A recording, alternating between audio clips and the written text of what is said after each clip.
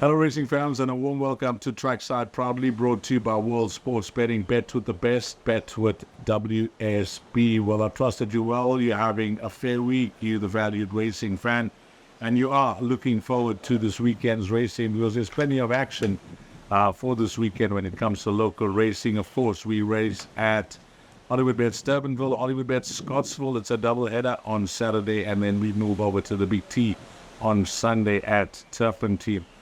Well, what I've done is I've had a look at both cards on Saturday. I've also had a look at the card on Sunday, but we've decided let's just play on Saturday because Saturday is going to be a wonderful race meeting from Hollywoodbets Durbanville. Some stars are on show on Saturday and really nice to see them come down to the province and starting off their engines for their summer campaign in the Western Cape. It's Cape racing, and it's all leading up now to some major feature race days once we get to Hollywoodbets Kenilworth.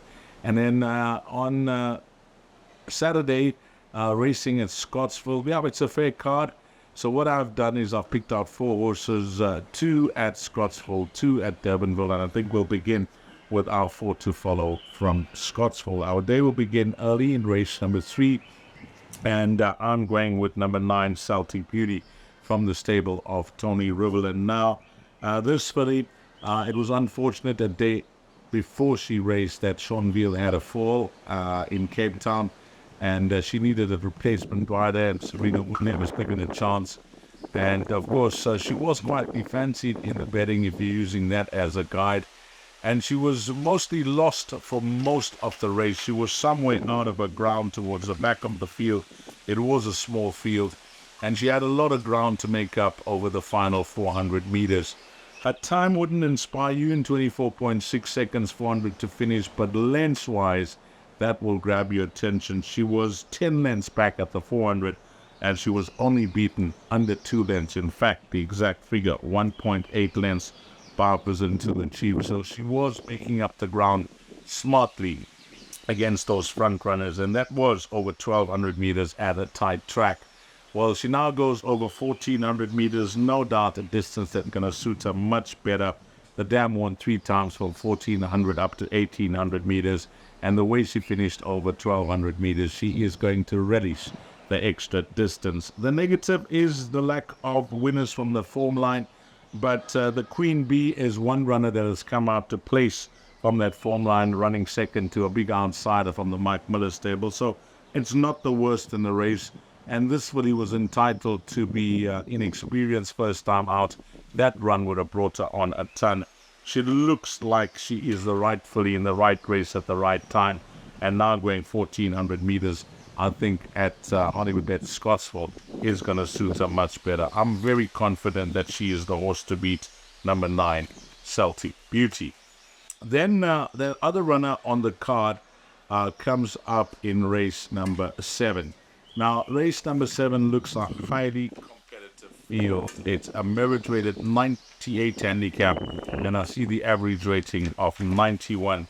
Well, this race, having assessed the opposition and what they've achieved in their careers to date, I've made a bold stance here, and I've gone with number 5, Renaissance Man. Renaissance Man is trained by Michael Roberts, who will be partnered by Rachel Vinegar. And the one run that jumps off the page was his win, and his gutsy win over Isi Vungu Vungu, who went on to win a Group 1, the Mercury Sprint, who ended up being crowned as the Equus champion sprinter, Isi Vungu Vungu. And this horse, although he was carrying a low weight against Isi Vungu Vungu at his penultimate start, the fact is he won, and he won a good race. And he showed a lot of heart over the final 200 meters to hold on. I don't know if anything has gone wrong with him or they're just giving him some time off. I'm hoping it's no issues and he's just given some time off just to relax and enjoy himself, and he's back for another season. His asset is the way he jumps out the gates. He's very quick out the gates. He just seems to break their hearts in the first 400 meters, and then he cruises into the lead, and he finds again. He is a very talented sprinter on his day, as he showed us that penultimate start. And I think if Michael's got this horse anywhere near ready, 80, 90% ready, he comes out fresh, He has done it in the past where they brought him back fresh, so he enjoys his racing coming off a break. And if they've timed it to the T to bring him back when he is ready to run and hopefully run into the number 1 box, then he is the value in this field. Race 7, horse number 5, Renaissance Man. He'll be a price against this field because I assess the opposition, and I think we are going to get a decent price to boost those trackside trebles. So those are the 2 runners on Saturday at Scottsville.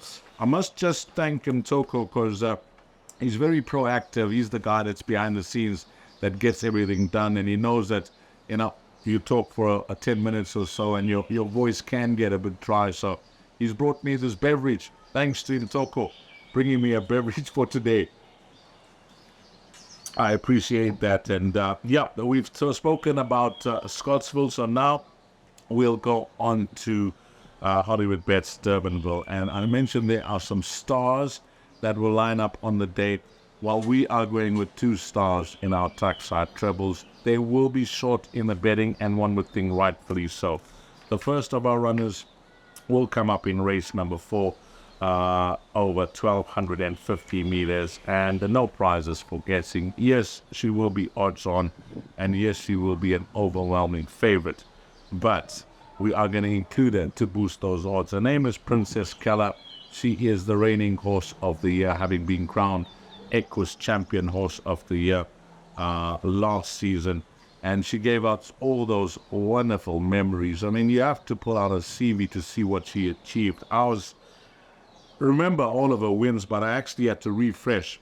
She won over 1,000 meters, she won over 1160, she won over 1,200, 1,400, 1,600, and she capped things off in a Group 1 where she gave the boys a hiding over 1,800 meters, which is the Champions Cup, and that nailed it for her to be the horse of the year. Very talented horse, versatile as I mentioned, and Richard Free, what a wonderful partnership he struck up with his daughter of Flower Alley. She's a 6-year-old these days. He's 4 from Richard Free. And if you are bothered about the track and how she's doing down in Cape Town, don't be. I had a nice chat with Richard Free after racing midweek at Grayville, and he mentioned that these horses have traveled down, they've been there for a few weeks, and they've galloped at the course. So number 8, Princess Keller, he assures me that she's well, and I'm hoping that a class will pull it through and she can start off her engine in fine style for the new season. Race number 4, horse number 8, Princess Keller. Then on to race number 7.